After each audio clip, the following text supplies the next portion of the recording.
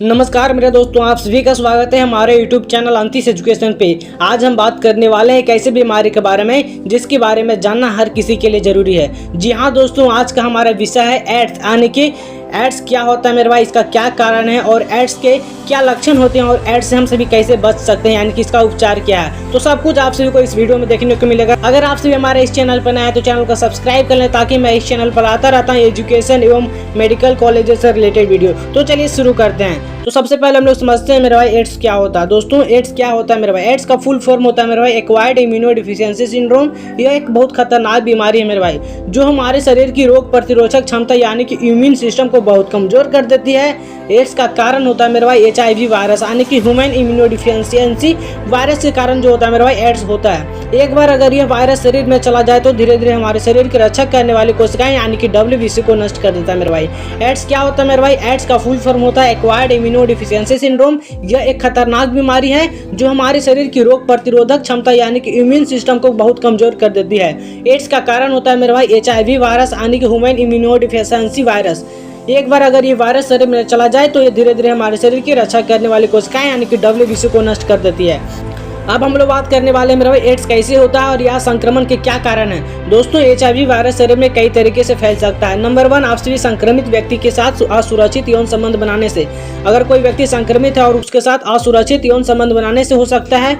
या फिर नंबर 2 है संक्रमित व्यक्ति के खून यानी कि ब्लड के ट्रांसफ्यूजन से हो सकता है। या फिर एक ही सुई या सिरिंज का बार बार उपयोग करने से हो सकता है। या फिर संक्रमित मां से बच्चे में गर्भावस्था, प्रसव या फिर स्तनपान के दौरान हो सकता है। ध्यान रहे, संक्रमित व्यक्ति के साथ असुरक्षित यौन संबंध बनाने से हो सकता है। संक्रमित व्यक्ति के खून यानी कि ब्लड ट्रांसफ्यूजन से हो सकता है।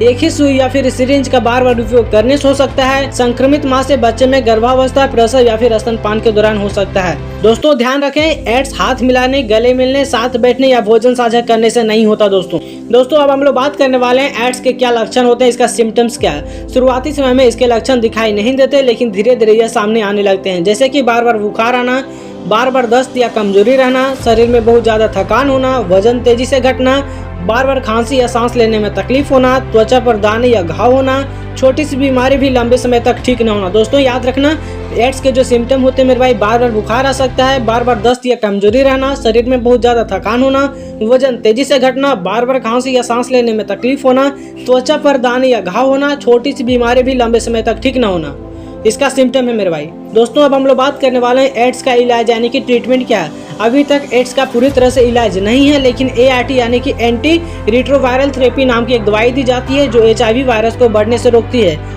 दोस्तों अभी तक एड्स का पूरी तरह से इलाज नहीं है, लेकिन ART यानी कि एंटी रिट्रोवायरल थेरेपी नाम की एक दवाई दी जाती है जो HIV वायरस को बढ़ने से रोकती है और मरीज की जिंदगी को लंबा कर।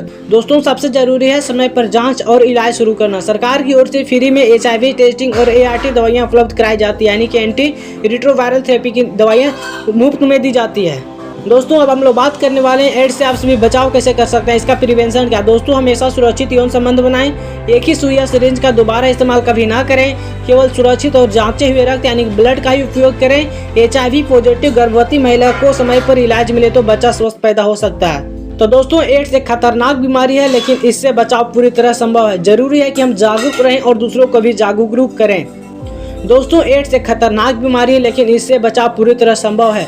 जरूरी है कि हम जागरूक रहें और दूसरों को भी जागरूक करें। अगर आपको यह वीडियो जानकारीपूर्ण लगी हो तो इसे लाइक और शेयर जरूर करें और हमारे चैनल अंतिश एजुकेशन को सब्सक्राइब करना ना भूलें।